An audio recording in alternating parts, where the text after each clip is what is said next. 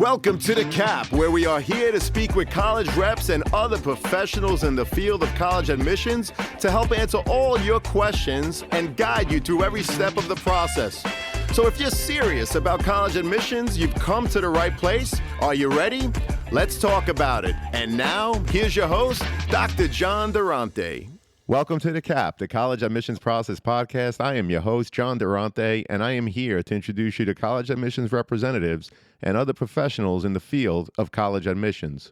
Our purpose is to serve you, the students and parents, so that you may gain insight straight from the people who ultimately make the decisions. Regardless of whether you apply to a particular school being highlighted in a given episode, you should listen to all of them, as each guest will give you tremendous insight and advice on every aspect of the college admissions process, prompting you to come up with your own follow-up questions for when you visit campus or meet with a college admissions representative yourself. Don't forget to visit our website, www.collegeadmissionstalk.com, or the show notes of each episode to access the alphabetical list of all the colleges available with the related audio link to the right of each school. The alphabetical list provides you with on-demand access to all of the episodes so that you may listen whenever you wish. And if you want to receive links to episodes before they are released on the podcast, along with other related resources, please fill out the email opt-in form also available on our website and in the show notes of each episode. Lastly, please email me with any questions or comments at collegeadmissionstalk@gmail.com. So are you ready? Let's talk about it. Welcome to The Cap, the College Admissions Process Podcast. I am your host, John Durante, and it gives me great pleasure to introduce to you today Jua Howard, who's the Assistant Director of Admissions at UC Berkeley, of course, in California. Jua was with us on episode 154, where we did a panel discussion with multiple representatives from the UC system. And Jua, it's such an honor and a pleasure to have you here today. How you doing? I'm doing well, John, and thank you for having me back. I enjoyed the first conversation with my colleagues. We always have a good time, so I was excited to speak with you again and talk about UC Berkeley specifically. So excited to be here. Well, we're excited to have you, and I'm really happy to have you on the podcast, especially because every time I see you at a college fair, there's, probably 25 people waiting to speak to you. So I can't even say hello except for some crazy guy in the background just waving to you. But here we are, finally sitting down, and we're going to have a great conversation about UC Berkeley. And I am excited, as I know Definitely. so many people want to hear about it. So let's start by asking you to just give us a brief description about yourself, Joa. How long have you been in admissions, and how did you end up in such a position? Sure. So I have been in admissions for almost 20 years now, which seems kind of for me personally crazy to say because I remember starting. And I started my journey in higher ed actually at Howard University, and um, coming in, I was thinking still about law school at the time. I think like a lot of us in higher ed, that's at least in admissions, that's not necessarily the goal. You kind of fall into it, and it's a really good fit. And that was really my journey. Went to um, applied for a job at Howard, more evaluation administrative, and thankfully the director saw something a little bit more in me and said, "Hey, I think really, outreach would be a really good fit." So I was like, "Hey, I'll try it. I get to travel, not on my dime. Sounds good to me." And I was still, a couple of years, or so out of college, so it was a really good fit for me. And so after working with Howard for several years. Also had a short stint with the Gates Millennium Scholars Program as a program manager, which I loved because it was a different experience from admissions, still working in higher ed. And at that time, Gates had the most. UC Berkeley actually had the most Gates scholars, so that Mm. kind of I already knew about Berkeley, but that kind of data really helped me in understanding. I think the sense of equity and the caliber of the students. And then eventually I made my way to UC Berkeley, and I've been with Berkeley now for about 14 years. So I've been around for quite some time with Well, that's fantastic. And listen, you have such an awesome personality. We've spoken a few them. times. I did actually see you and got to chat with you down at NACAC when Yeah, we were definitely. together in Baltimore. So again, it's so great to have you. Thank you, Now, John. Jua, I recently read the retention rate at UC Berkeley Yeah. 96%, which is Mhm. one of the highest of all colleges and universities. You got it. The national average of is about 70%. So, Mhm. can you provide what else in terms of an overview that makes UC Berkeley unique within the University of California system? And, talk to me about your academic programs, campus culture, and anything Sure. else you wish to share. Yeah. Yeah, we do. I think our retention rate we're very proud of. We typically kind of waver between like 96 and 98%. So I think we're very proud of that fact. I think when students come to Berkeley, they genuinely love it. And that really, to your point, really speaks to the culture. I think one of the things that we've done and that we do, I think, in helping before I even jump into the academic programs, one thing that we really try to do is really try to make sure that we are a place of belonging and that people and that students feel that we are a safe space. And so one of the things that we do is our what we call our Golden Bear experience, which is our orientation program. So to me, I feel like that really plays a really big part with our newly admitted students. It's a four-part process. It literally starts like end of May, early June before they come to campus, and it goes into their first semester, like a month and a half.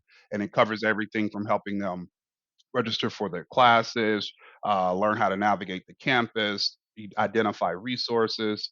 Of course, once they get to campus, and really start to network, meet people, we have what we call our Calapalooza, which is a really big kind of fair or festival with different student organizations meeting the new students. And then we go further into how, navigating the campus, riding BART, our subway system. We talk about a lot of different things. And so I really like that because we kind of morphed into that format, John, a few years ago. We used to have them like a weekend orientation program, and now really extending it out to those really months long orientation program, I think has had a great deal and really trying to help students feel at home really quickly. So that's one piece of it.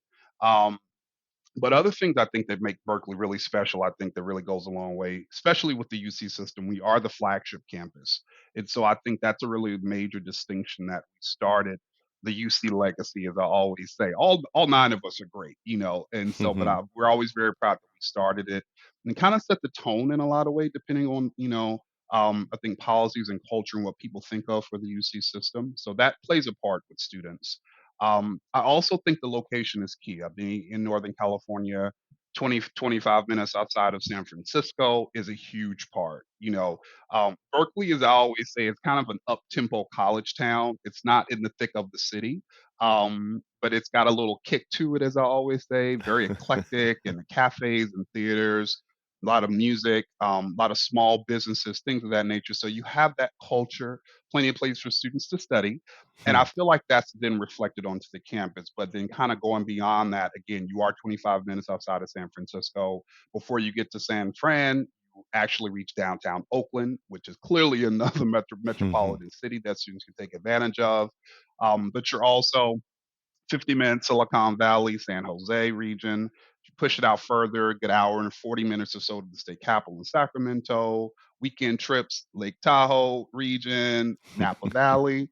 So, what I always stress to students is that they have a lot at their fingertips, whatever they're trying to do, whether it be for academic purposes and research, job placement. We have a huge, clearly Berkeley presence in our alumni in the Bay Area, but also just entertainment because I believe in balance. If they're creative and they want to be in a band or they are a dancer or, they're a foodie, you have a little of everything in the Bay Area. So I feel like that culture of the Bay Area then is reflected on our campus.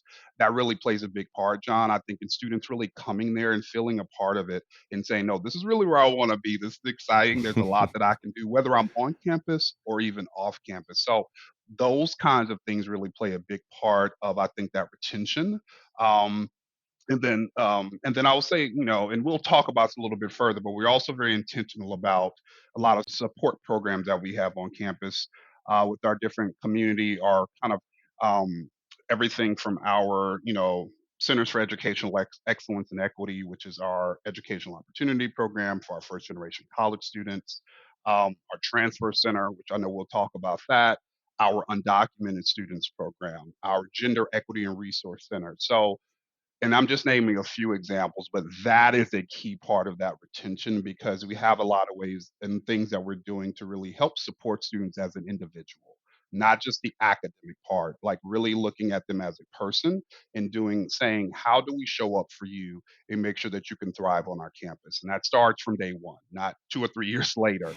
And so that's also another part I think of that retention rate.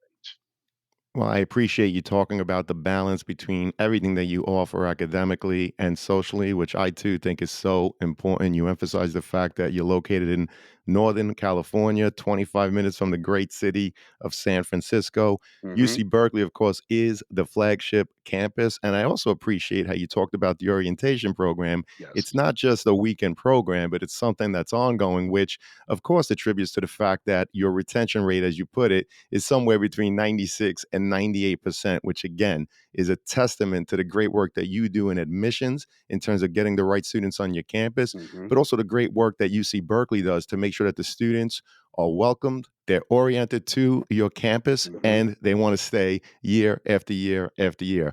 Now, I Got it. want to talk a little bit, if it's okay, about the application review process. Sure. And I want to emphasize one of the things, the A through G academic course requirements, which is something that for us East Coasters, we're not that familiar with. Yes. So, Jua, what else would you say are the key components of UC Berkeley's application review process, including what you look for when Hmm. building your incoming freshman class?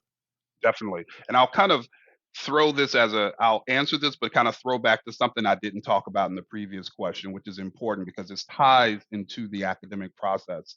One of the things that we look at from an academic standpoint when we're reviewing applications is we are holistic. We look at everything. But a part of that holistic review is also thinking about the programs that students are applying to. And so, kind of going back to that retention and why students hopefully tend to love Berkeley and why they even decide to apply. I think at Berkeley, one of the other key things is the diversity of programs. We offer a little of everything. We have well over 100 different majors and minors, split between 6 colleges in one school.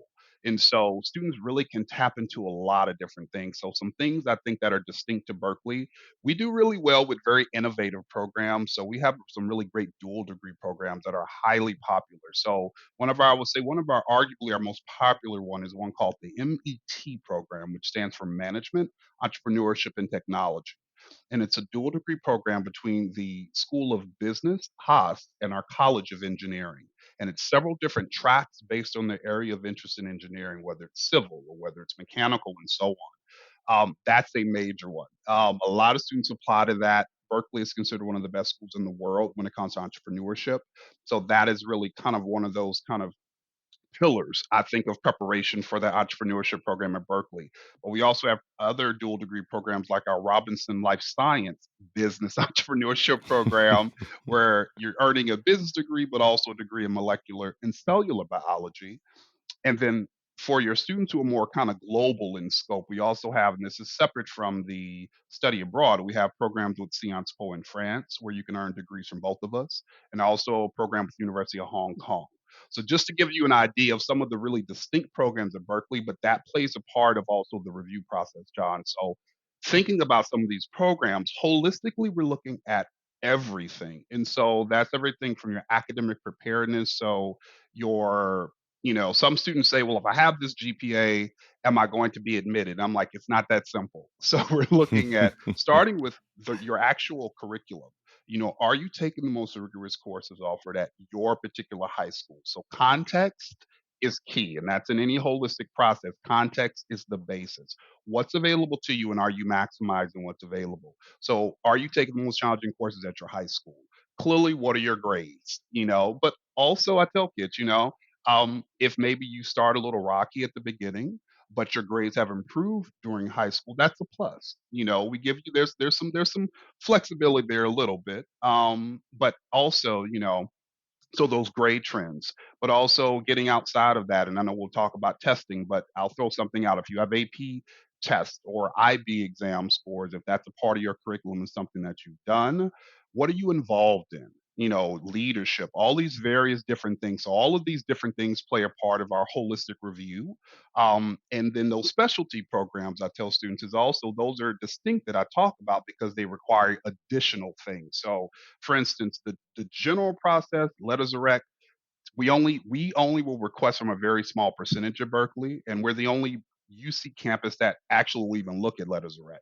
but we have to request them from students. But if a student applies to a program, let's say like the Sciences Po dual degree program, they are mandatory.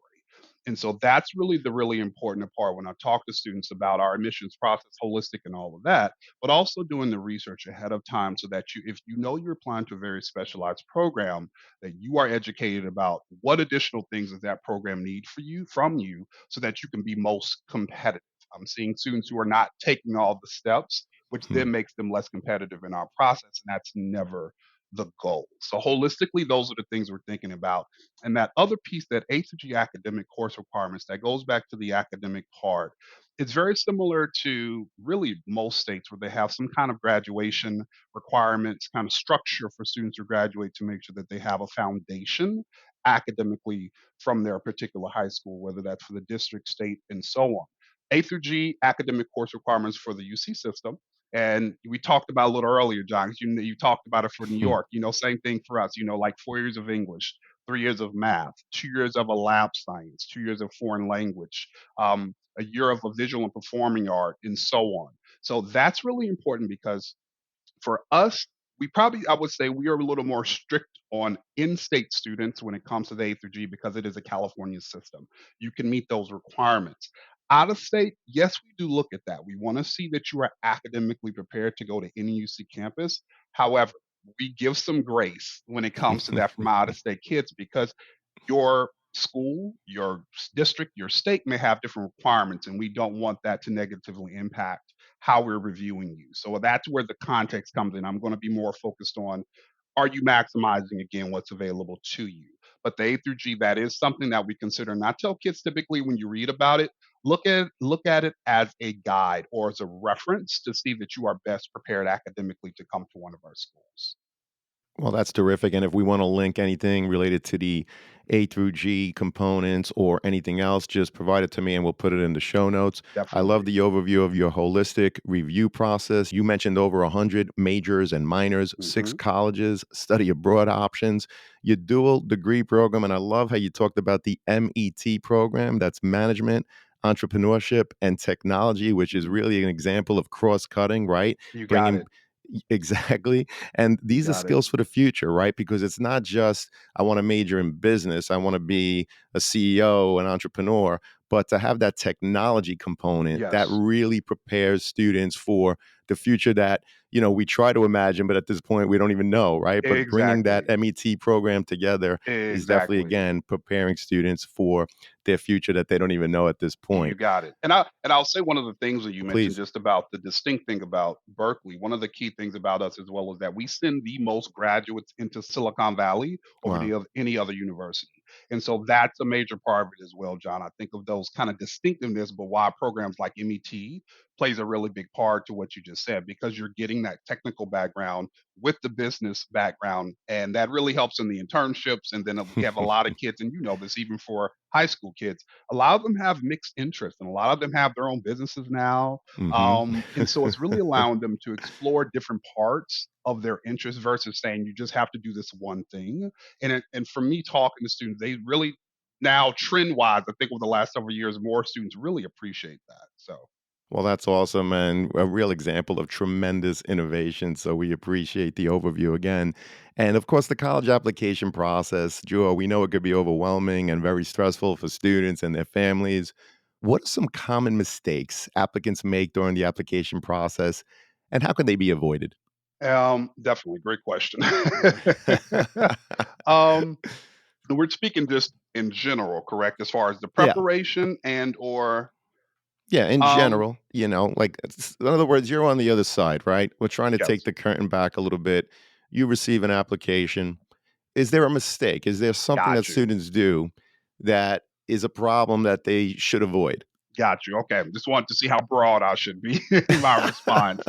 I'll start with one that I'll say this is broader than just UC Berkeley and the system. A lot of students are applying to a lot of schools, and I did a program. I talked recently to a colleague, and they were talking about one of their students applying to like 30, maybe Wow. almost 40 schools, and Oh, I'm boy. kind of, I was just floored, but I'm hearing that more often. I'm not understanding, why are you applying this many schools? Like, That says to me you haven't really done the work to really whittle it down to a really workable list of schools that you will literally go to any of those schools if admitted. And to me, that's the goal. So I would say start with just doing the research ahead of time to really, really work with your college counselor, your, CBO, community partners, your parents, whomever else that is a part of your kind of village as students to really, really figure out which schools make the most sense for you. And to me, that does start working with your college counselor because that's their role and really being able to work with them to kind of to create a feasible um practical list of your of course your reach schools and and so on. So that's a big one because I think that that's not a good route to go. But one of the key things I'll say, especially in the midst of reading now, mistakes that I'm seeing students do is first and foremost, they're not giving us a lot of information regarding their activities. So, we talked about our school reading holistically, and a lot of schools read holistically. The other UC campuses, hundreds of schools across the United States now are holistic in their review process. And really, that's context. The more information you give me, the more I have to work with. So I have students who are maybe listing, they've been in an organization for they really don't tell me how many years, they don't tell me how many hours per week they're investing in this organization. They don't tell me if they're a leader in it, if they've been president or vice president. Maybe they founded it. They don't tell me that. Hmm. And then they may usually a lot of times give us acronyms, and I try to tell students, please spell it out. Well, you don't know if we know what this organization is, especially for if it's something regional and I have a reader who's, or I'm reading or whomever else is from California, they may not be as familiar with that. So don't assume that they know that. So spell it out, but also give me some information about what are you actually doing. Some students will give me a brief synopsis of maybe what the organization is, but they don't tell me what they're actually doing. What is your role? What have you contributed? Maybe you have helped in membership drives. Maybe you have helped um, take an organization to a state competition, or maybe you've led a research team. Any of these kinds of things, that's the information that we want to know because that's the information that really helps me learn who you are as a person and how you're going to contribute to our community. So really giving us that additional information about, again, your role, your contributions, the actionable measures. What have you done? So that's a big one that I'm seeing students not do. In addition to that, I'm seeing a lot of students talk about, in the same vein, I guess, what their aspirations are if they come to UC Berkeley, but they're not telling me about what they're doing right now. And I want to know what you're doing right now, so that I understand again things that you're already executing, to really how you're already showing up in your community. That's what I want to know. It's great to know what your aspirations are, but you need to link the two. It can't be all aspirations and you're not doing anything right now. So that's a really big one that we need students to really talk about. Again, what are you currently doing?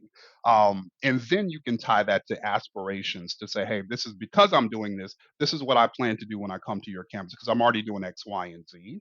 That plays a really big part. Um, Also, a really big one for me, again, I'm going to go back to that word context, which I use quite a bit. If students, maybe have a bad grade pop up here and there, I may see that C or D, or it may be a student who's an all A student, but maybe junior year I'm seeing pretty much mostly Bs. I'm seeing students not explain to us what's going on. I need to know what's happening. That is, you are working against yourself if you don't provide us that information. Because when I see anything like that, that kind of is a red flag or kind of catches my attention, I'm automatically looking for an explanation from the student to say, hey, this is what's going on with me. Whether it be health issues, maybe it's troubles at home, maybe it's something at the school. I've had students who maybe had a teacher leave mid semester or whatever that may be, to tell us that, because we cannot assume. If I have to assume, it's not going to benefit you. So you got to flat out tell me. So that's a really another one that students need to do that. And this is for a lot of the processes. We have additional comment boxes on different applications. We want you to tell us what's going on so that we can better understand the situation. That is where you have to advocate for yourself. So that's another thing that I'm seeing students do this past cycle, um, of not showing up in that way through the application. So those are some things off the top of my head that I would say where students are kind of missing the mark at the moment. I want to welcome back Sean Patel, who's the CEO and founder of Prep Expert. Sean, thank you so much for being here. How are you? Doing well. Thanks for having me, John. Just wanted to do a quick shout out for an amazing deal that we have for college admissions process podcast listeners. We're offering 30% off all Prep Expert SAT and ACT courses and tutoring. It's live online. We've got the best score improvement guarantees in the industry. You'll get taught by 99 percentile instructors, and you can save 30% off when you go to the show notes of the College Admissions Process podcast. Grab your discount code for 30% off and click the link in the show notes. Thank you, Sean. So great to have you again. And to everyone out there, please note that if you make a purchase through any of our affiliate links, the podcast gets a commission. But rest assured that we would only promote products that we believe in and feel would benefit our listeners. Thank you all and best wishes. Well, I think those are great examples. And correct me if I'm wrong, Jua, but you're basically looking at two main things. You're looking at the academic portion. In other words, Mhm, can you handle the work, students at UC Berkeley? But the other mhm, piece that sometimes students and their families forget is you're looking to build upon your amazing community. So you want to know the type of student that they are going to be in class, the type of roommate that they're going to be, mhm, how they're going to contribute, and you're able to decipher that based on what they're doing now. But to your point, when speaking about current clubs, if they just list it, and by the way, don't just list the acronym, actually spell it out, right? Because there's so many got it. acronyms out there.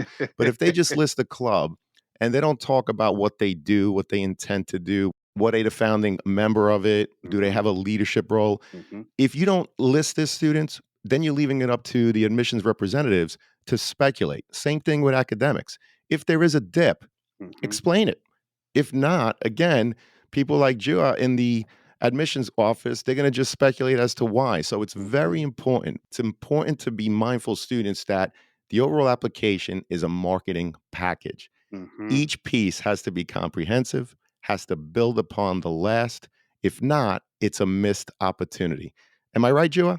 You are spot on, and I think that was beautifully said. I like that term "missed opportunity." We use that quite a bit when it comes to essays, when it comes to information I provided. It is a missed opportunity, and what I always try to stress to students is that even with the like a UC Berkeley that is highly selective, we're looking for reasons to say yes. We're not looking for reasons to say no. We want you on our campus. So that is how we're reviewing. It's not the other way around. So give us that information. That is why I say when you have to advocate, you have to advocate. You have to brag about yourself as well. So that is when you're not telling us what you're doing in these organizations and you're doing phenomenal things. I want to know about that. If you started a business like we talked a moment ago about Hmm, entrepreneurship at Berkeley being a really big thing. If you started a business, I want to know what's going on. Why? What was the idea behind it? What was the concept? Why? How's it impacting those in your community, maybe global community? Because a lot of kids are doing great work that are affecting the world in a positive way.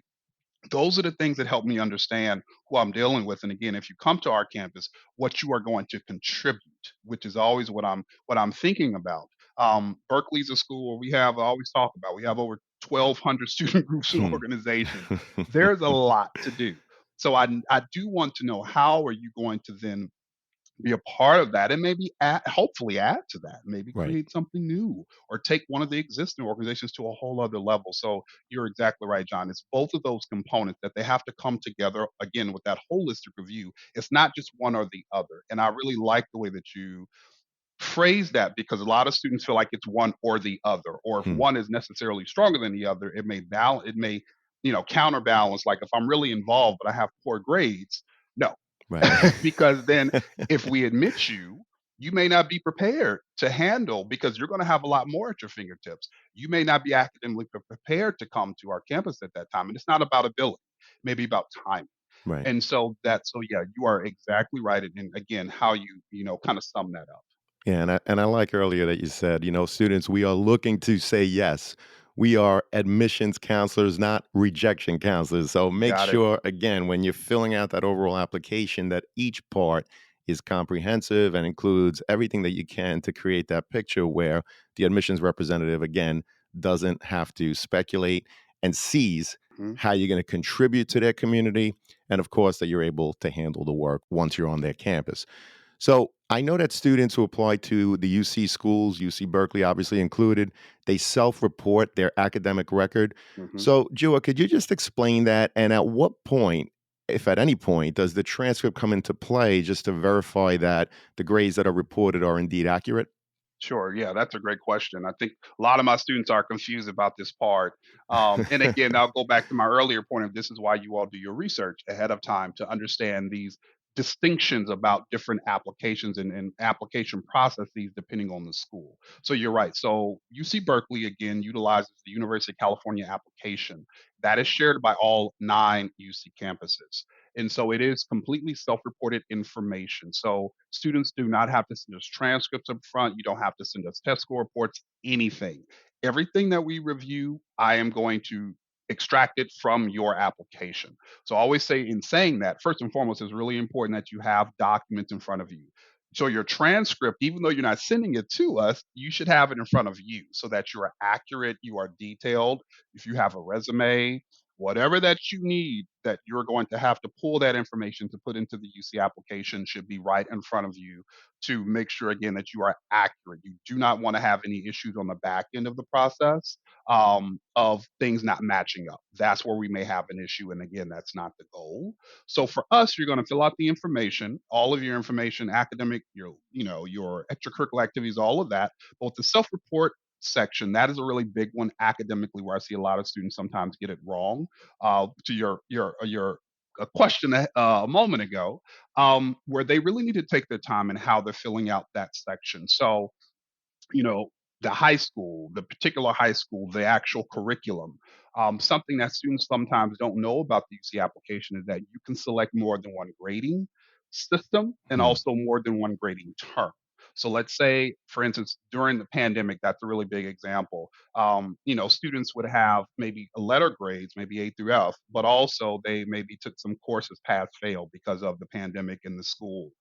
You could actually list both of those on the UC application. However, you have to set it up so that it captures that. So when it asks you about grading systems, you can select A through F, but there's also an option for other. You can select other and then type in what that is: pass, fail, pass, no pass. That way, when you get to the next kind of tab in the application, it'll have both of those options. And then also term. So if you're a student who's maybe taken a course for one full year, you can put like one whole year or a year term, but also maybe you've taken classes that are just a semester. You can select Hmm. 1 year, full year, and also semester terms. So that's a really big one. Sometimes can be very confusing in our process, just to kind of as a logistical standpoint with students where they get it wrong.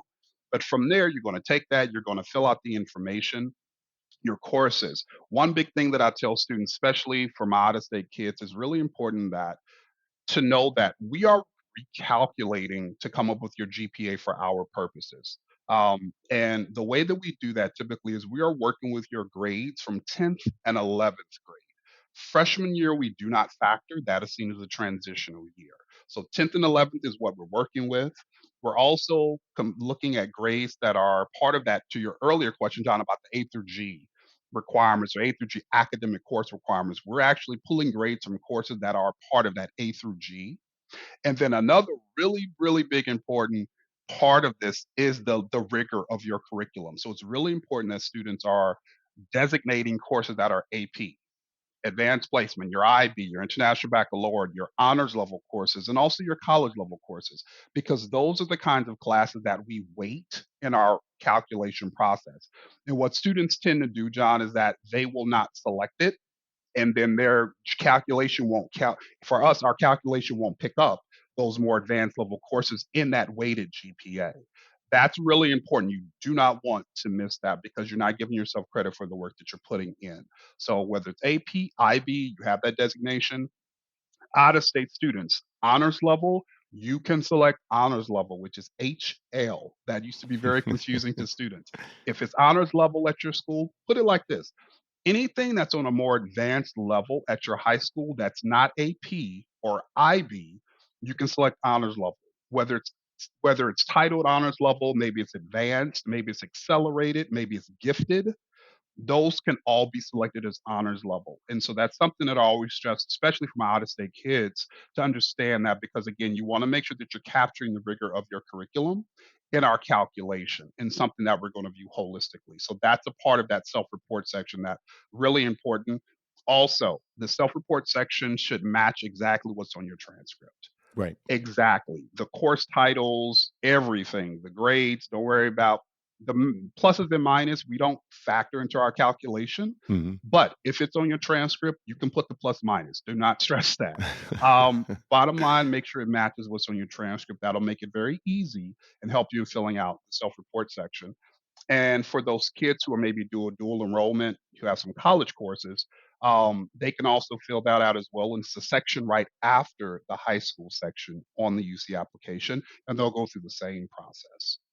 Well, I appreciate that answer. And students and parents, please play it back again and again and again because Jules gave us a lot of pearls here, especially when you're listing the types of course, whether it's honors, AP, IB, what Mhm, have you. That's very, very important. But also with the grading system, was it A through F? Was it pass or fail? Whatever it mhm, is, make sure that you indicate it and, of course, match it with what's on your transcript.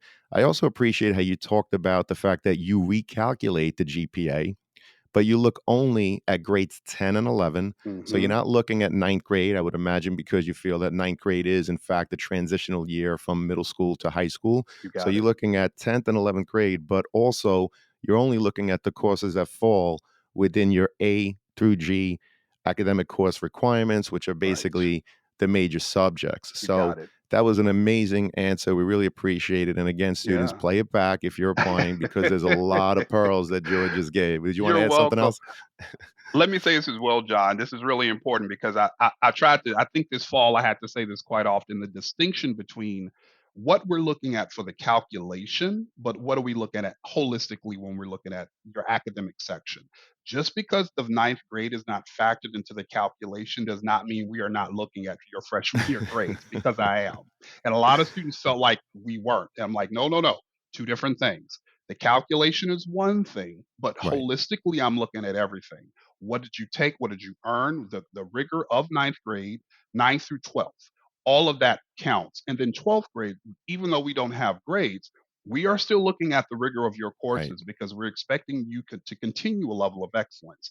So 12th grade needs to be strong. You have to finish strong. So please know that we're still looking at 12th grade when we're looking at, again, holistically the academic section. So I always want to make that distinction between the two because students feel like it's, sometimes that can be a little confusing. So I just want to make to kind of clarify that part.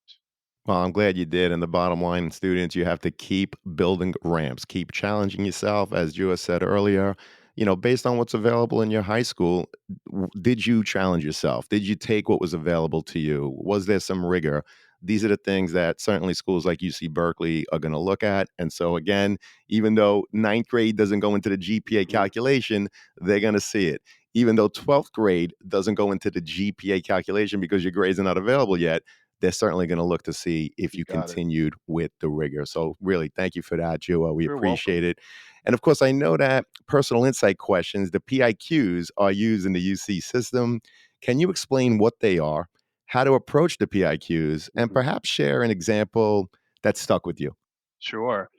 So the PIQs are what we call our technically are the personal insight questions. And so I will say, even though I talked about you all not using acronyms on your application, I will say we use a lot of acronyms on our campus. So just FYI. And so if you're not sure, I will say is when you're talking to us, or you're not sure about anything about an acronym, just ask us. Because sometimes we will get into that habit as well. So again, they are personal insight questions. And they are short answer questions. So for our process, when I first started at Berkeley years ago, we did have the longer essay style, and we shifted several years ago to the PIQs. To be a little bit more intentional about what we're asking of students so that we can extract the information that we really want to get to for the students. For the PIQs, there are 8 questions, and students have to answer 4 out of the 8, and they each question has a maximum of 350 words. So that's what you're working with per response. So again, short answer, Got to get to the point.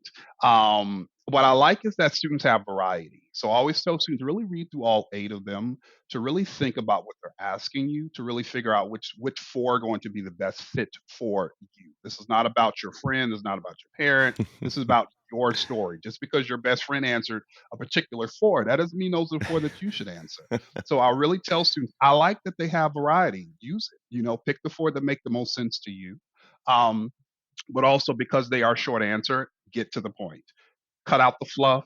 I have a lot of students again beat around the bush for most of it. I'm like, get to the point, answered, because a lot of times they won't get to the crux of the message until their last sentence. Now Hmm. that is a missed opportunity, going back to that point earlier, because I haven't learned much about you. The entire point to me of the essays, and this is for any essay, is for you to provide more detail about you in your words. This is outside of the data and stats and list of grades and all of that. No, we get to hear about you in your words. Like we say, treat the PIQs as an interview. Like you and I are having a conversation. Talk to us. It's not a formal essay. Um, this is just for you to talk to us. Say, this is what I'm about. This is what I value. This is what makes me tick. This is what gets me up in the morning. Um, so I think I always say it's kind of the icing on the cake of the application, Hmm. in my opinion, where you really, again, you get to hear about the students from themselves. And I think that's highly important. Um, but I would say, yeah, but get to the point. That's a really big one. I always give tips on that one. A student I think this year that kind of stuck out to me that, not to give details, but they actually talked about is really a big one for me. As always, you see this about leadership, and they talked about creating a kind of a nonprofit, and the why behind the nonprofit and how it affected the pandemic and how it affected their community and how this nonprofit arose through the pandemic and having to, student wanted to do good for their community and how they created it, the lives they've impacted. It was so detailed and it was very heartfelt. And there was also a sense of humor in it, which was really nice, because Hmm. that added that kind of human touch. And so those are the type of PIQ response that always hit home for me because students are being honest, they're being genuine. Authenticity to me is the most important thing to do. This is about you, so be authentic. So the students' authenticity really came through very clearly. I clearly understood what's important to them, but also they gave me details about what they've done. Execution again, they were very detailed about it. They gave me the why, and again, they showed me the impact. And so that really stuck out to me. From a lot of different things, but again, and also it was humorous, and I love to laugh. So I always tell kids, that's also being authentic. If you're a funny person, I like to laugh. If you're not really typically a really funny person, this is not the place to try it. That's what we say a lot in admissions, but that's again being authentic to your own voice, and you don't have to be funny. So that's the one that really stuck out to me this year, and I was like, that was one of those things that we say a lot of times at Berkeley. Students have a Berkeley spark. This student had a Hmm. Berkeley spark, just based on kind of this sense of innovation, this sense of taking the initiative to really be a change agent. And that change agent kind of factors really big when at UC Berkeley. So yeah, Well, I appreciate that. First of all, you talked about the personal insight questions or the PIQs. You explained how they're short answer questions, 350 words max for each. There's a group of 8 of them. Students got it. pick 4 out of the 8. Hmm. But it really comes down to the point, whether it's one of these PIQs or a regular larger essay for some other school, Hmm. when the admissions representative reads your essay, whether it's one of the PIQs or a larger essay, Hmm. did they learn something new about you? That's the question you have to ask yourself. If they did, great. If not, again, missed opportunity. So Jua talked about a student who mentioned something related to leadership. That person was able to articulate their why, their Hmm. impact, what they did throughout the process. Perhaps there was something that went wrong, and the student talked about their reflection, their thought Hmm. process, and how they pivoted. Whatever it is, it's got to be insight into something new. If you Yeah. just say that you're a member of the DECA club, right? I'm listing one of many, many high school Hmm. clubs, and that's it. And then you write, an essay just talking about the fact that you love DECA and you want to major in business. Again, you're not really learning anything new from the admission side of things. Am I right, Jua? Got it. You are spot on. I have not learned anything else, and I can go back to the other parts of your application. And I'm like, all right, I already got it. That's a missed opportunity. Doesn't mean necessarily you may not be admitted, but that's another opportunity for you to provide additional information about yourself. So you have to take full advantage of every opportunity that you have to expound on it. Something I'll tell students a lot of times, even with our PIQs, I've had students who do a really great job where they may answer two different PIQs in one response. So those are the ones who are very, very, I would say very creative in their responses. Where I'm like, they're tackling two or sometimes even three responses in one. I'm like, okay, this is a winner. Just because clearly they've done their work to really read through all of them to Mm, understand. Okay, I can really talk about various parts of who I am and answer more than, I don't have to split it up. I can really kind of go into detail in this particular one. So that students, those are the students who really shine because it's very clear they've done their work and taken the time to really understand the questions and how they relate to that to them as an individual. So that's a really big one. I'll say this as well, and this is going back to our previous question about what students do that's kind of something to avoid. To your point, John, about this is our chance again of learning more about you. Students a lot of times will talk about somebody else. That's not the right, goal. right. If you want to talk about someone who, a loved one, I love those. I Hmm, love those responses, but it needs to be like I always say maybe 10% that person, 90% you, 15% at the max for that person. Set it up who they are, the dynamic of your relationship, but then you need to shift it back to your point. You said the word, John, reflection. hmm, Reflect on that relationship. What have you learned as a result of this relationship? Maybe they've inspired you, and then maybe that inspired you to, be a part of something or to create a business or an organization or whatever. And that helps me learn then more about you, even though that person is really the impetus of that. And so I always tell students, really very careful about where you put the focus, not on someone else. It's not about them. This is all about. well, that's great advice. And a common theme throughout the podcast episodes is that, for example, a student might write about a grandparent, and the reps say how much they adore the grandparent and they want to admit Yes, the grandparent, but they didn't learn exactly. anything new about the student.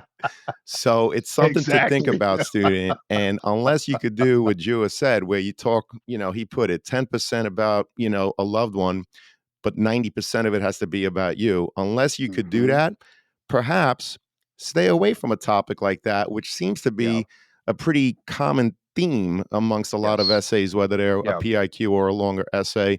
And so Hmm. if you're reading 40 essays or 40 PIQs a day, it might be nice to, get something that's a little different than the norm. Would you Yes. agree, Jua?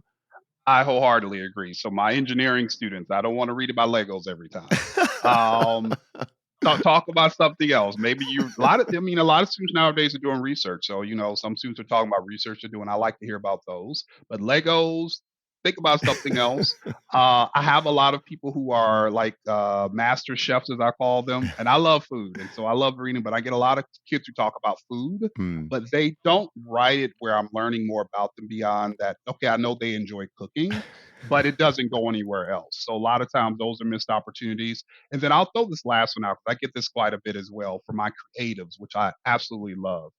I tell a lot of them if you're a gifted creative writer, that's wonderful, but you have to temper that. And I'll Hmm. say it specifically for the PIQs because you don't have a lot of word usage to work with. It is very limited. A poem generally misses the mark. A lot of students, they're very creative, very abstract. Typically, they miss the mark. I tell kids usually I'm confused. I don't know where you're going. And going back to your point, I didn't learn anything else about you beyond that. Okay, you're a gifted writer. I get it.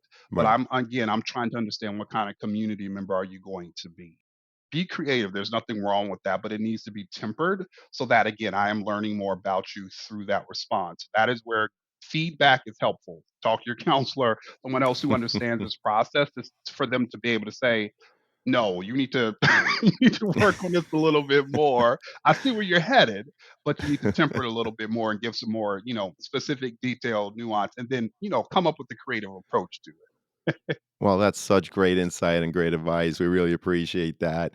So let's shift a little bit to the test blind policy. The Yeah. UC system adopted a test blind policy for admissions. Joe, Mhm. could you explain what does this mean and how it affects the application process and applicant evaluation? Sure. So we call it test free for the Hmm. UC system. It was very, very UC. We always coming up with new terminology. But to your point, John, the more commonly used term is test blind. But basically, we do not consider the SAT or ACT in the admissions process. It is not a part of it. at all. So on the application, the UC application, there's not even a space for students to self-report the SAT or ACT. That's not Mm, by, it's not error. We don't consider it. Please do not try to send us test score reports. We don't review them. That's a waste of time and money. I have students who will still email me or even come up to me at events or even parents sometimes who think, I'm playing, or they'll say, well, what else are you all considering? Or even though you don't read it, okay, how can I give it to you? It's like, no, we don't consider it. It's not an option. Let's move on. And so for students, I think where they get confused is schools that are test optional. That is mhm, not test free or test blind. Test right, optional, clearly it is an option to still submit your test scores if you feel that they are strong and they will make you more competitive within that admissions process. Then it's an option to still admit those test scores. Now, if you're a student who maybe your test scores are not really strong, but you are a stellar student in every other way, that you don't have to submit those test scores and you are still equally as competitive within that process. For those of us that like the UC system who are test free, it is not an option. So that's the right, biggest thing. But what I try to stress to students is that it does not make us any less competitive. And it doesn't mean that we're looking at anything else more than we did when we did require tests. It's still holistic. It's still right. competitive. So I'm looking at everything else holistically. So I tell students, clearly you're more than a test score that you did for, a few hours in a test score. Clearly you're much more than that. I've had to tell parents that. Your child is much more than a test score. I hope you know that. So, we're talking about 4 years of continuous academic excellence of their grades and rigor and challenge and research and all the things that they're doing day to day. That's where the gold lies for us. So I'm looking at everything else. We just don't have that test. However, tests still play a part potentially. Um, Students still have the opportunity to submit AP test scores, or up front they're self-reporting their AP scores, Mhm. IB scores as well. Also for my international students, if they have maybe A levels, things of that nature, that is still a part of our process. If students have that as a curriculum or part of their curriculum, or they choose to take those exams, we will still consider those kinds of exams, Sean. Hey John, this is Grace from the University of Florida. What I love most about Dormify is that their products are truly made with college in mind. My absolute favorite product I purchased was the charging headboard. Having the extra charger in my dorm room, which already had super limited spots to plug in, was a game changer. It is functional and seriously cute and trendy. I can't recommend it enough. Thanks so much for listening, everyone. Thank you, Grace, for sharing your thoughts on Dormify. For those of you listening, be sure to check out our show notes where you could find our Dormify affiliate link and our most updated coupon code where you can save 15% on most Dormify products. As a reminder, our podcast does receive a small commission for purchases made through our affiliate link, but rest assured, we only promote products that we believe in and feel would benefit you, our listeners. Thank you, and best wishes to all. Well, I appreciate that. And I was going to say two things. Number one, I appreciate the test free nature of the UC system so that students don't have to worry about submitting SAT or ACT scores. But a follow up was going to be, what about the IB and AP scores, where there are schools out there that they're test optional, but they're happy to take those scores under consideration. So I'm glad you Mhm. mentioned that, Joe. I really appreciate it. You're very And I was welcome. just curious, do you accept those scores also for credit? We do. We're actually, I would say and I mean, I'd say definitely for Berkeley and our kind of pure set of schools, we're pretty liberal. So Hmm. typically we give credit for 3, 4, or 5 on the AP exams. And Great. for the IB exam, students have to take the higher level exam first and Hmm. foremost. And a 5, 6, or 7, they'll get some credit. So we're actually, yeah, we're Fantastic. actually pretty liberal with giving out credits. And a lot of these students, they come in with a pretty good amount of credit for their work. And for again, highly selective schools, a lot of times that's not the case. Right. It may help in placement. Sometimes it doesn't help even with that. So yeah, but that is something we do quite well. So definitely. Well, I appreciate that, and I'm glad I asked the question. So, of course, Jua, many students and their parents are concerned about the cost of college, which Yes. continues to be on the rise, and it's a Hmm. big consideration for so many students and their families. Can you explain UC Berkeley's approach to financial aid and scholarships, and what steps can students and their families take to help ensure that they can afford whatever school they're going to attend? Sure. For us, it really starts first and foremost with, and again, I'll say this, even though I'm speaking for UC Berkeley, it's also important going back to that research that you all are doing research for any of the schools that you're applying to in their respective process. For us, with the UC system in Berkeley, we utilize the FAFSA, so the free application for federal student aid. That is the only form that we require. We do not use a CSS profile. We don't have in a supplemental form. It's just the FAFSA. Now, if I have my California students, they also have the California Dream Act application. That's another way to apply for financial aid. But for most students, FAFSA is going to be the way that a lot of them will apply for need-based financial aid on our campus. And I tell students to apply for that, even if as a family you think you may not qualify. It's very important that you still fill that out because that may be tied to scholarships that we may offer you for us to gauge how much need we have that you may have, or just to have the paperwork and just kind of dotting your I's, crossing your T's. So really important that you fill out the FAFSA.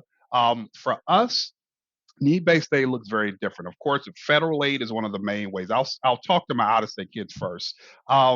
The need-based aid, honestly, for through Berkeley and a lot of the UC systems, you don't see a lot of it. I'm gonna be very transparent. Federal aid is most of what you will see when it comes to need-based financial aid. So, being that, let's say, a student is Pell Grant eligible, Hmm. that is definitely something that you can use on our campus to help pay for school. I'm hoping that more money will be allotted for Pell Grant to knock those up, for students in general federally. But Pell Grants can be used on our campus for out of state students. Now, the institution-based grants that a lot of times we give to students, where you're not paying it back, it's like a scholarship, but it's not a scholarship. But students are not paying that back. We don't give a lot of that to out-of-state students anymore. We used to do that when I first started with Berkeley. We don't do that anymore. So you really won't see much of that at this point. So the most of the need-based aid is going to be more federal aid that you see. Um, Now, for in-state students, you will see more of that. You will see grant aid that may be administered if you're a California resident. You will also have programs such as our Blue and Gold kind of scholarship program, where we are kind of capping tuition at a certain level for families that make a certain level of money or not above, to kind of make sure that the middle class is kind of well, that's actually called the Middle Class Access Program, to kind of cap that amount of what students and what families have to pay. Um, Something we have done, I will say as well, and this is for all students, in state and out of state, we have what we call a tuition stability program. So this is where now, when students start with Berkeley, really any of our different programs at different campuses, we're going to cap where your tuition is, where you start, and you'll pay the same amount of tuition for up to 6 years that you're on our Hmm. campus. So Well, that's that really will good not to go know. up. Yeah, so I'm excited about that because it is expensive. So my thing is that is something that we are trying, where we are capping that amount with the tuition stability program. And then getting beyond that, kind of bridging from more of the need-based aid to more scholarships. We do give some merit-based scholarships. One scholarship, which is at Berkeley, our top scholarship, is called the Regents and Chancellor Scholarship. So Hmm. when students apply for admissions, we will automatically consider them for that particular scholarship. And we will actually reach out to them to let them know they're finalists. They will go through an interview process. If they're selected, it's pretty much a fully paid ride, research funding, guaranteed housing, and so on. And so again, that's open to all students who apply. In addition to that, for we have our leadership scholarship that's through our alumni association. We have an African American initiative scholarship the students can apply for. um, and then for in-state students, we also have, like, again, I mentioned a few moments ago, our Blue and Gold scholarship program. We have what we call our Fiat Lux scholarship, which this scholarship is attached to certain high schools within the state of California that are Fiat Lux schools. They have certain programs, and that's money that students can receive. One of our newest scholarship programs, and I'm really excited about, is our Native American Opportunity Program for students who are of our Indigenous Native students in the state of California who are part of a federally recognized tribe that will pretty much cover pretty much most of their expenses. And that's a newer program. So there is money there. But as I mentioned, you have to learn how to navigate that to Hmm. see what's going to make the most sense, because college is expensive and we're no different. I definitely and that's also why I made the distinction between the in-state students versus out-of-state because there are a lot more financial aid opportunities for my in-state students in comparison to my out-of-state students. And so, for my out-of-state students, I always really try to stress to them, please take your time to understand our process, what is available. There's also money once you're there, the different, scholarships and contests and different things that you can qualify for as a Berkeley student, but knowing that you're coming in, that you may not be offered a lot of financial aid. So hopefully you are doing your research on outside scholarships. So, for instance, we do a couple of things through our financial aid page. We have what we call our calculator, which is our net price calculator, Hmm. where students can kind of gauge what their financial aid may be if they come to Berkeley. So that's a tool that I always tell students that they should check out. And that's for any school. All of us have to have them in the United States. So check that out. But then also, we have a really cool scholarship search engine, John, for outside scholarships. So Hmm. I tell students to like go on there, just look for scholarships, look for ones that are going to be a good match for you. Start applying for those because as a high school student, I've always been an advocate for students applying for outside scholarships. And they don't have to be a Gates. They don't have to be a Coca-Cola. They can be $500 through your local firehouse. It could be through church. It could be whatever, through research you're doing. But there's a lot of money out there. So I always really try to encourage students to really start that scholarship search process as early as possible so that when it's time to come, whether they come to Berkeley or not, they have other monies to help pay for their education. And that's a really big one for a lot of my out of state students. Our freshman class brings in about $64 million in outside scholarships every Wow. year. So Hmm. that's a major way that a lot of kids will, help kind of pay their expenses coming to Berkeley, John. Well, I really appreciate that comprehensive overview. You took the time to talk about your in-state, obviously your California students, and the many that come to Berkeley or want to come to Berkeley from out of state. You mentioned your net price calculator, which is very important. All schools must have it. Sometimes it's as simple as doing a search, UC Berkeley net price calculator.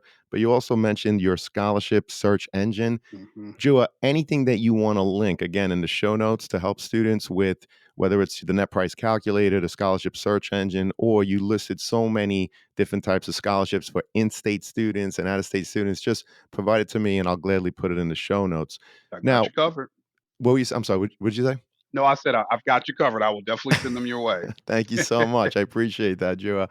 And transfer students also play a significant role in the UC system. So, Yes. what unique considerations do transfer applicants face, and how can they best prepare for a successful application process? Yeah, definitely. That's a great question. I always appreciate the opportunity to talk about our transfer students just because everybody's not going to be admitted as a freshman. And a lot of Hmm. times, this, even if they are, it may not be the right timing. And so the degree is a degree. And it doesn't Right. matter how you get there as long as you get there if this is something that you want to do. Yeah, transfers are a major part of our community. We have a policy where for every two freshmen that we admit one transfer student. Hmm. So we bring in around 3,000 who transfer every fall. So it's a Wow. large part of our population. Some things to know about our process is that I'll say over 90% of our transfers are coming from California community colleges. That Hmm. is our first priority because first of all, everything is articulated. It's very clearly articulated. If you go to this college, let's say Santa Monica College, if you take this and take that, this is how you can be competitive and get credit for these particular courses. But also, we want to make sure that we're covering those students who cannot earn a 4-year degree. So a lot of students feel like they can go to another UC campus and they'll have a kind of a step up as a transfer student. I'm like, no, you're not first priority for us because you can earn a 4-year degree from a great campus. So our first priority are California community college students, Hmm. then just community college students as a whole. And then last would be really our students at 4-year institutions, whether it is another UC campus, in-state or out-of-state 4-year campus universities, and so on. And the difference is where with the freshman process, it is holistic. With that, if you apply as a freshman, we'll review you. Period. For transfers, there are certain kind of benchmarks they have to meet before we kind of go into our comprehensive review for transfers. So there's that's the biggest distinction. So for that, there's a minimum GPA requirement. So like for us, at Berkeley specifically, and this is just Berkeley, I'm speaking for us because there's different things that we utilize for the system versus per campus. Berkeley 3.0 minimum, 60 semester units or 90 quarter units. and then also a general education requirement. So, your English, your math, your language other than English. So once you kind of meet those three kind of benchmarks, then we move into our comprehensive review when we look at everything else. One of the biggest things for transfers that makes a huge difference in our process is that, are they academically prepared to declare their particular major once they get to our campus? So I'll say, if a student who wants to study psychology, you should have already taken those prerequisite classes, psychology courses at your other institution first, so that when you come to Berkeley, you're able to declare the major and move forward. So those prerequisites play a really, really big part of our process to be most competitive, in addition to the GPA and those other things. And then what else are you involved in? And for transfers, they look different. These may be my full time, people who are working full time jobs and who are parents, Right. Right. who've got more life. This may be some of my military and so on. Mm. So that population looks very different. I love that population. And I love reading Hmm. those applications. They have a lot of life. So those are some differences in the processes, John, as far as kind of how we review transfers in relation to freshmen. But we have a lot of support systems for transfer students, and that's a really big one for my transfer students. If you're looking at schools, really do the work to understand, how do they support you when you actually matriculate. Once you get there, how do they make you feel a part of the community, and what do they have in place? Like for us, we have our transfer center, which is amazing. It is a huge Hmm. hub to really support transfer students, but we also have our student parent center. We have our reentry student program. This is for students who are 25 years and older, and so on. So again, that support system is really important for transfer students, depending on whatever school they're going to, again, so that they know that they're a part of the community and they have what they need to thrive once they get there. Well, I really appreciate that. And you emphasize all of these different support systems that you have for your students, which I think is terrific. I was curious, Joel, what support does UC Berkeley have in place for students that may have had an IEP while in high school? That's an Hmm. individualized education plan, of Hmm. course, to help them ensure that they continue to be successful once they're on your campus. Sure, definitely. So that starts with what we call our disabled students program. And we use that for any type of disability, learning disability, neurodivergent, physical, whatever that may be, it encompasses all. We actually have the first program of this kind in the nation for schools. Hmm. So that's a really That's big one awesome. for us. Yeah. And it's really, I'm always, it always makes me smile when I meet students who may have some type of disability who know that. And that's one of the Hmm. reasons that they're interested in Berkeley. And so it's really important that when students apply, first of all, that's something that you can talk about in your application. Let me just say that first and foremost, because a lot of students sometimes feel like that's not something I should share. There's sometimes a sense of shame. There is none. And it should Hmm. be a part of your That's story, right. because if this is a part of, if you have some type of IEP and it has affected your performance potentially, and or access to anything, I need to know that, Right. because I can't just read the application academically, see all of that without the context of that. So let me start by saying that that's really important context. Please share that with us. But once, let's say you're admitted, you decide to come to Berkeley, the Disabled Students Program have that information. We're going to send you information so that you can communicate what you need. What type of accommodations do we need to provide to you, in the classroom, in your dorm, whatever that may be on our campus, so that you have the support that you need. That is a part of that. So it really, really important to students just to communicate that to us, so that we know that. Some students don't tell us at all, and you don't have to. It's not mandatory. But if you know that you need certain things so that you can do your best on our campus, I always tell students, please, please share that with us. We will definitely meet you where you are to support you from day one on our campus.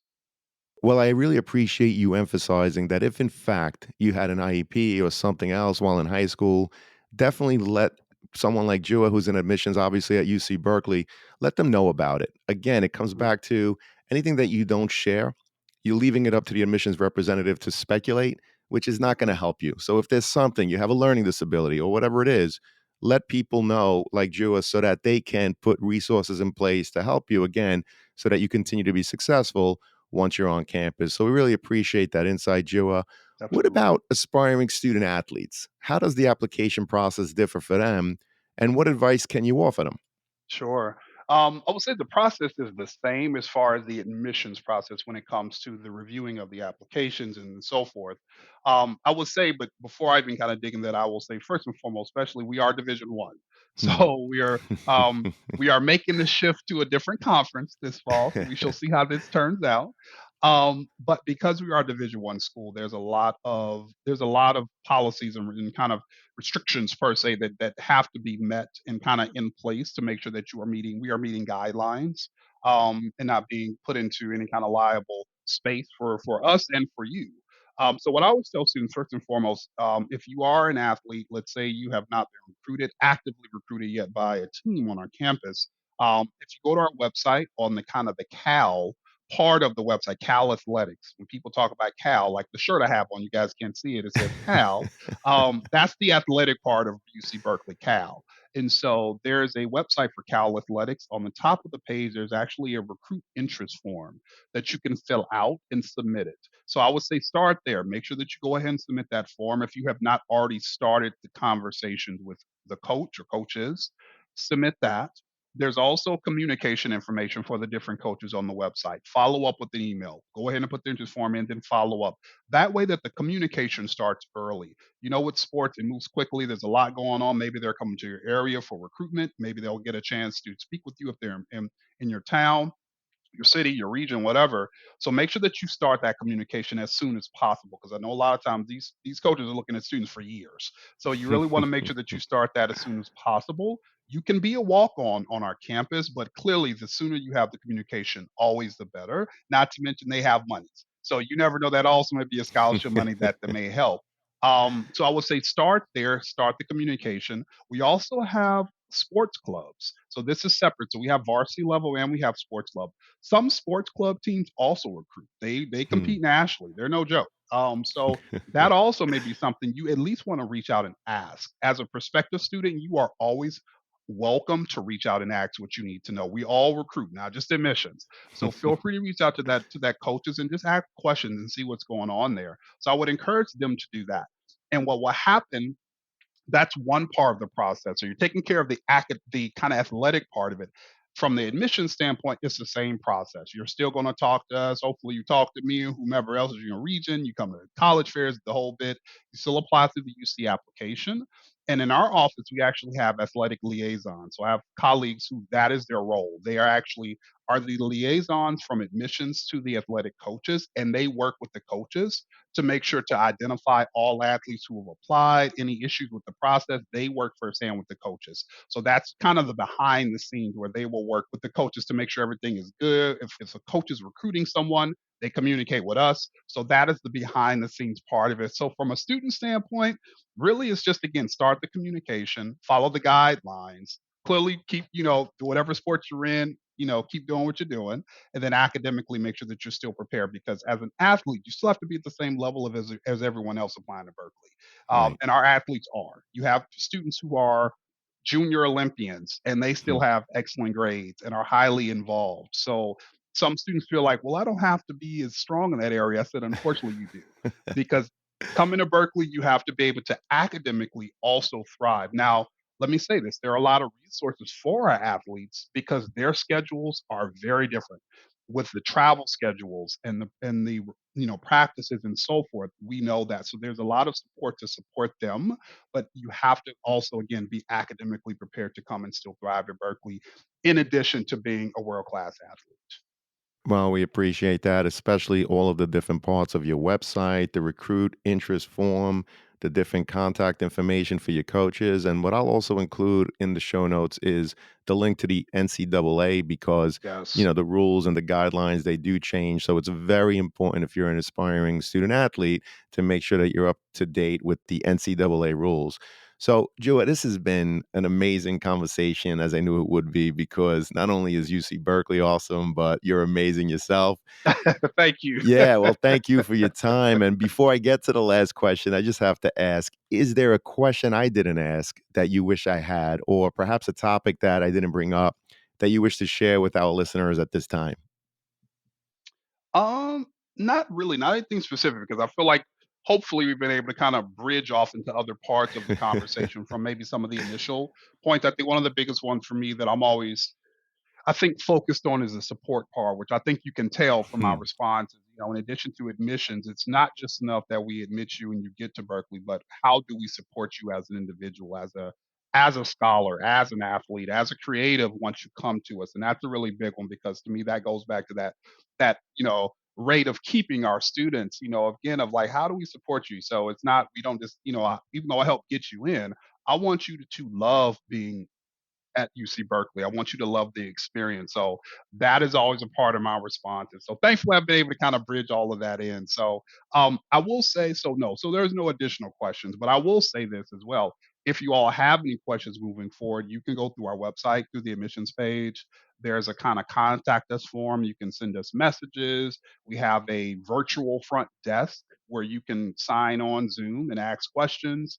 So you can submit your questions if you are, if we come to your school for a school visit, talk to us. If we're at a college fair, come out. We will post these things. So always feel free to ask your questions. I always want to encourage students to do that because I know we've covered quite a bit, John, but there's always going to be a lot more questions. But I always want you all to know you are always welcome to reach out and ask the questions that you may have. That is why we're here. Well, we appreciate that. And you did an awesome job, not only explaining your review process and how you get students to your campus, right? Admitted to UC Berkeley, Yeah. but also once students there, you really explained the many different supports that are available to all of your students, which of course makes that amazing UC Berkeley community, as you put it, up to about 98% You got retention it. rate, which is just incredible. This has been a phenomenal conversation, Joel. Unfortunately, it does lead us to the last question, which is what are your top three pieces of advice you would provide students and their parents getting ready for the college admissions process? Yeah, sure. So I had to think about this. I like this question. So I would say one of the first things I always tell students is start early. Hmm. I'm seeing a lot more even freshmen coming to me at college fairs, or sometimes if a school will allow it to a school visit, the different programs or panels, whatever. So start early. I think the sooner that you can start, the better. Just so that to understand that you all are not going to learn all of this, what we're talking about overnight. It's a process, and a lot of times it takes years to get it. We even internally in admissions, we sometimes there's confusion because there's a lot of this. The landscape is constantly changing. So start early. The earlier that you start it, the more comfortable you will be with the process. You'll learn our terminology. You will learn the right questions to ask for you, and they may change during the process, and that's Hmm. okay. But you'll learn the right questions to ask for you. You'll understand what kind of schools you want to apply to, and so on. So the earlier that you can start it, the better. Scholarship applications, all of these various things. So definitely start early. So again, so that you're not procrastinating, you're not getting to the last minute or it's right before you have to apply, then you're trying to figure it out. Avoid that Hmm. because it's a lot to take in. So you really want to start early. That's my number one thing. Start early. Um, Please, as parents, I always stress to understand that your student is in the driver's seat. This is their process. This is their education. This is their life. This is not about you in this way. You are in that passenger seat. You still have a role. Definitely. You need to support them through this process. You're the one with the life experience. You may have gone to college, you may not have, but bottom line, you are the adult. So you want to support them, but they are leading this process. So that means that if you are coming to college fairs, they need to come to the table. You can come step behind them a little bit, let them ask questions first so that they become more comfortable asking questions. And then, of course, if you have questions, come up and ask your questions as well. But let them start that process. If you are coming to campus visits, which are really important in this process, let them check in. When you're on the tour, let them process what's going on, let them ask questions. Don't take over the process. Maybe you all talk about it after the fact, but let them process it for themselves as an individual, and that way you all can have a really meaningful conversation with you. Maybe imposing your thoughts or your kind of desires, like, no, I want you to do this in the moment. Let them have that moment. So understand, again, they are in the driver's seat. You are a support, but your role is very important when it comes to financial. What can you afford? What makes sense? How far do you want to be away from home? It's a lot of things that you definitely, again, have a part in. But again, your student is driving the process. Let them lead, please, please. Hmm. And then finally, I will just say, please do not let this process take over your lives. That is not the goal. This should be fun. Your student, you all should be excited about this next phase of their life. But some individuals, they will let this take completely over. And when it does that, it's a negative process. It's overwhelming. it's not fun, and it should be fun. So please don't let this take over your life. Try to set some parameters around maybe when you talk about the process. A lot of times, as admission reps, we'll say maybe set a certain day of the week, maybe a certain time on that day, maybe on Wednesdays at 5 o'clock or 6 o'clock, whatever Hmm. that may be, or after dinner, whatever that is, and you set it like an hour. This is our day and this is our time that we talk about admissions. What did you learn this week? What schools are you thinking about? What things matter to you? What kind of schools you know? And then as a parent, maybe as you're doing your research, you can share what you're learning. And then that's your time to really communicate about the process. And then you cut it off and deal with and talk about other things that have nothing to do with college admissions, and you just live your life so that you can really appreciate and enjoy the process. And again, do not let it overwhelm you. So please, again, do not let this process take over your life. Give yourself some grace, set parameters as you go through this process. Well, those are amazing pieces of advice. This whole conversation has been a tremendous overview of the great things that UC Berkeley has to offer its students, your overall review process, and the advice not only to students, but their parents. Joa, UC Berkeley is obviously so lucky to have you, as were we on Thank this you. podcast episode. And I have to tell you, I'm so happy as I know that this conversation is going to help so many students and their parents as they navigate the college admissions process. I do hope to have you again in the future, Jua. You're awesome. Thank you so much. Thank you, John. I appreciate being here, and thank you for the invitation to participate in the podcast. Well, my honor and pleasure. And one last thing to say to everyone out there, good luck with the admissions process and best wishes to all. Take care.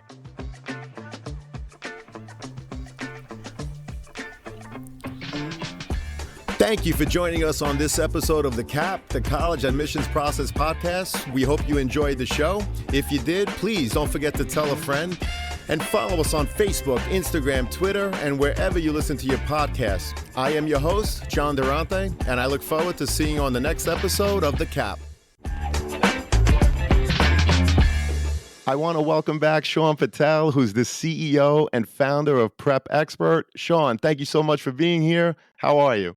Doing well. Thanks for having me, John. Just wanted to do a quick shout out for an amazing deal that we have for college admissions process podcast listeners. We're offering 30% off all Prep Expert SAT and ACT courses and tutoring. It's live online. We've got the best score improvement guarantees in the industry. You'll get taught by 99 percentile instructors. And you can save 30% off when you go to the show notes of the College Admissions Process podcast. Grab your discount code for 30% off and click the link in the show notes. Thank you, Sean. So great to have you again. And to everyone out there, please note that if you make a purchase through any of our affiliate links, the podcast gets a commission. But rest assured that we would only promote products that we believe in and feel would benefit our listeners. Thank you all, and best wishes.